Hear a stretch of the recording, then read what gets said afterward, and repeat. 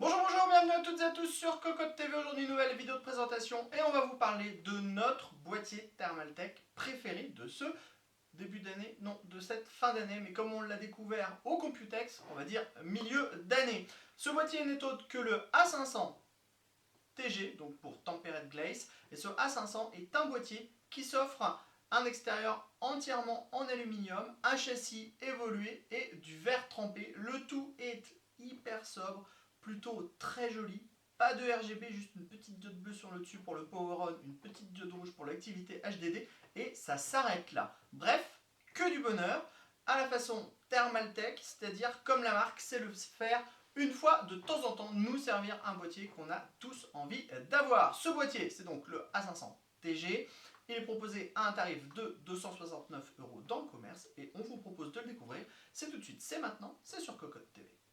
On se lance donc à la découverte de ce A500 par Thermaltake en version Tempered Glaze. On vous donne les dimensions: 560 mm de hauteur, 236 mm de largeur, 510 mm de profondeur. On est sur une compatibilité ATX, non pas EATX comme je le dirai un peu plus tard, on est bien sur du ATX et le poids est de 12,9 kg.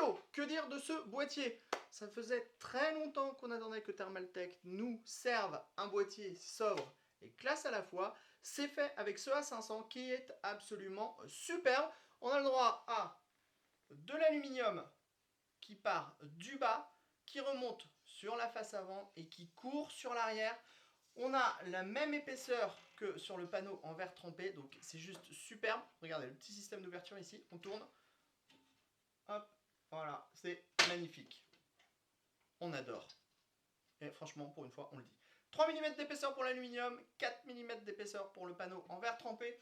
On a des ouïes d'aération sur le côté qui remontent intégralement. On a la même ouïe d'aération dans le haut. On va retrouver la même du côté droit. C'est logique que ce soit à l'avant ou à l'arrière. Et on vous le redit, on adore. C'est vraiment très joli. On commence avec la face avant. C'est lisse, c'est tout simple, c'est tout en aluminium avec juste un petit logo Thermaltake en bas. Vraiment, le petit logo Thermaltake, il est relativement discret. On a une petite ouverture, rien de plus. On adore. Sur le côté gauche, on a un panneau en verre trempé avec des jolies découpes qui viennent bien s'inscrire dans les formes du boîtier. Le panneau, il est teinté et on a des pourtours qui sont peints en noir pour pas voir la structure du boîtier. Le système d'ouverture, il est très simple. On a une petite vis à main qui tourne et qui vient bloquer la porte. Sachez que la porte se démonte très facilement, on la soulève et cette dernière est tout simplement en dehors du boîtier.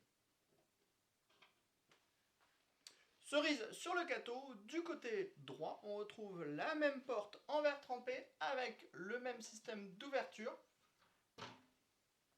C'est donc très simple. On a des petits rubbers en caoutchouc absolument partout pour pas que les portes ne vibrent ou ne claquent. On passe maintenant sur le dessus du A500 avec le panneau de contrôle ici. On va retrouver un reset, les entrées-sorties audio, la diode HDT rouge, le power on qui s'illumine en bleu, deux USB 2.0, deux USB 3.0, un USB type C en 3.0. À l'arrière, on retrouve le panneau en aluminium qui court jusqu'à l'arrière. Sachez que sous le panneau en aluminium, on a une grille, mais on y reviendra quand on va découvrir l'intérieur du boîtier. On a une grille qui est compatible en 3 x 120 mm ou 2 x 140 mm. Sachez que l'on pourra démonter la face avant du boîtier, il suffit de tirer cette dernière vers le bas. Ensuite on découvre les deux ventilateurs de 120 mm qui sont présents de base. On pourra mettre 3 ventilateurs de 120 mm ou 3 ventilateurs en 140 mm ou alors du radiateur de water cooling en 360 ou 420 mm. On le remarque, le 360 mm est très très large, donc autant dire que le 420 mm rentrera sans aucun problème à l'intérieur de notre boîtier. On passe maintenant à l'arrière du châssis de ce A500. On retrouve l'aluminium qui court jusqu'en haut, qui recouvre toute la partie supérieure. Ensuite, on a un espace qui est libre, qui permettra de mettre des gros radiateurs de water cooling. On a ici une grille avec un ventilateur de 120 mm, réglage de la hauteur sur 4 cm. On a ensuite 8 slots d'extension ajourés, montage par vis classique, 2 slots d'extension à 90 degrés également ajourés au montage par vis classique. Enfin, on a la platine de montage de l'alimentation. Il faudra donc démonter cette platine pour glisser l'alimentation à l'intérieur du boîtier et relier l'alimentation à cette platine avec 4 vis. On a des rubbers en mousse pour éviter que l'alimentation ne vibre. Enfin, sous le boîtier, on a un grand filtre qui va protéger toute la partie inférieure de ce dernier de la poussière. On en termine de ce tour extérieur avec la partie inférieure. On retrouve encore l'aluminium qui est présent sur les pieds, ce qui permet d'avoir vraiment une belle harmonie sur tout l'ensemble du boîtier. On retrouve ici le filtre qui va donc permettre de protéger tout l'intérieur du boîtier de la poussière. Il est un peu dommage qu'on ait ici une grosse ouverture et pas de filtre au-dessus des deux ventilateurs de 120 mm puisque la poussière va rentrer à l'intérieur. Ensuite, notez que l'on a 4 gros patins en caoutchouc qui permettront d'éviter toute vibration du boîtier sur votre bureau par exemple.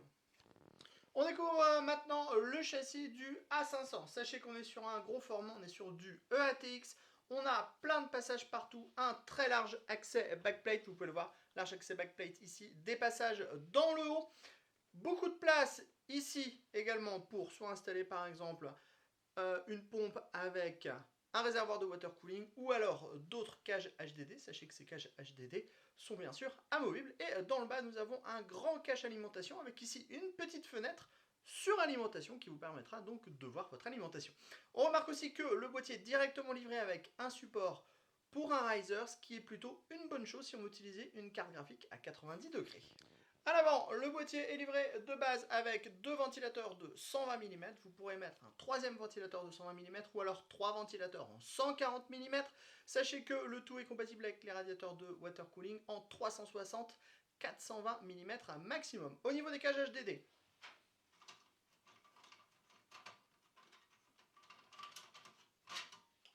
on a tout simplement 2 vis à main à retirer. Ensuite, on retrouve des guides avec du caoutchouc, un petit peu comme ce qu'on retrouve chez Cooler Master. Et ça vient se clipser dans un grand rail sur le côté. Et ça s'attache à l'avant ici. On pourra donc démonter la deuxième cage tout aussi facilement.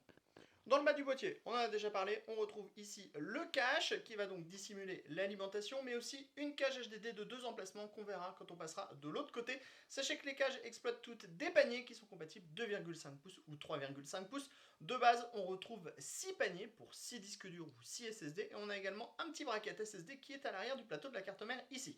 Au niveau de l'emplacement de l'alimentation, sachez qu'on a des bandes en mousse pour limiter les vibrations. Si on passe maintenant à l'arrière, on retrouve ici un ventilateur de 120 mm qui est le même que les deux qui sont positionnés à l'avant du boîtier. Ensuite, on a un réglage de la hauteur sur 3 cm. Sachez qu'on a également 2 slots d'extension à 90 degrés. 1, 2, 3, 4, 5, 6, 7, 8 slots classiques avec ici le support pour le riser et l'emplacement de l'alimentation dans le bas. Si on passe dans le haut du boîtier, on a une grande grille ici qui est compatible 3 x 120 mm ou 2 x 140 mm. Pour les radiateurs de water cooling, on sera sur du 360 mm ou du 280 mm. On en profite pour passer tout de suite à l'arrière du châssis. On a donc ici le grand dispositif qui permet d'accueillir les cages HDD mais sur lesquelles on pourra fixer autre chose si on a envie. On a ici la cage HDD du bas, compatible 2,5 pouces, 3,5 pouces. On a 2 emplacements. Ici c'est l'endroit où on installera l'alimentation. On a des rubbers en mousse pour éviter que cette dernière ne vibre. Ici on a un bracket SSD, un large accès backplate, des passages dans le haut. Et ici on a une colonne vertébrale avec des scratchs, ce qui permettra d'avoir un très bon rendu lors du montage. On découvre maintenant le A500 avec la configuration montée à l'intérieur de ce dernier. Comme vous pouvez le voir, on a un montage qui est plutôt très propre. On a décidé de faire un montage avec le moins d'éléments du boîtier visibles. C'est pour ça qu'on a retiré toutes les cages HDD ici et également le petit support ici. Comme ça, on a vraiment la carte mère qui est mise en avant avec la carte graphique, le système de refroidissement. On le voit dans le bas, on voit quand même l'alimentation qu'on a grâce à l'ouverture qui est présente dans le cache. On a également une grille sur le dessus. Si vous avez par exemple une alimentation RGB, vous pourrez voir le ventilo. Et si vous voulez mettre du grand radiateur de water cooling à l'avant, vous pourrez retirer cette petite trappe. Dans le haut, on le voit, on a beaucoup de place également, que ce soit pour les câbles ou alors pour un gros radiateur de water cooling, même en push-pull. À l'arrière du châssis, c'est également très propre. Ici, on a le passage où normalement on a les cages HDD qu'on a retirées. On a utilisé uniquement la cage HDD présente dans le bas qui propose la possibilité de mettre 2 disques durs ou alors un SSD, un disque dur ou alors 2 SSD. A noter qu'on aura toujours un petit bracket présent à l'arrière. On a un large accès backplate, des passages dans le haut avec des systèmes qui vont permettre de venir resserrer les câbles, ce qui fait qu'on pourra bien faire passer le 8 pins où on le veut et en plus le maintenir en place. Enfin, dans le bas, on le voit ici, on a l'emplacement de l'alimentation. Tout de suite, on découvre le boîtier allumé. On en termine de ce tour de ce A500 avec la machine allumée. Comme on est sur quelque chose de très sobre, ce qui est très rare chez Thermaltake, on a très peu de diodes. On va juste avoir en fait le power on ici qui va s'illuminer en violet, rien de plus. Si vous branchez les ventilos de base sur le boîtier, que vous gérez ça par la carte mère, ça ne fera pas trop de bruit. Désolé. Sur ce, on vous dit à très bientôt sur Cocotte TV pour toutes nos autres vidéos et sur cocotteland.com pour toutes nos news et tous nos tests à propos du matériel hardware. À très bientôt.